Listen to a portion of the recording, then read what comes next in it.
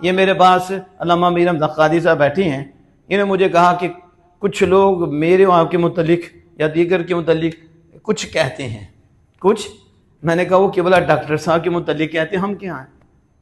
वो तो किबला डॉक्टर साहब के मुतल्लिक कहते हैं कंज़ुल उलमा, जो सरमाया अहले सुन्नत है, जिन्होंने नस्लें बचा दी हैं, तर्जमाने अहले सुन्नत हैं, हकीकत में तर्जमाने अहले सुन्नत हैं।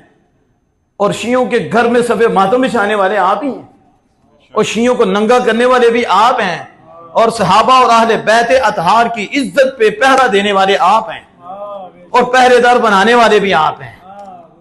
तो जब उन पे पहुंचती हैं तो उनकी शान में तो वो फर्क नहीं पड़ता, बल्कि अल्लाह के यहाँ रुतबा ही बुलंद होता है। क्या होता है? तो मैंने इन्हें कहा आपका दर्जा बुलंद हो रहा है। अगर कोई आप पे बात करता है तो आपका दर्जा बुलंद होता है। यहां तो देखो कि सूफिया तो कहते हैं कोई बात करता है, ठीक है, तो वो इंसाफ बदला नहीं लेते। क्या नहीं करते?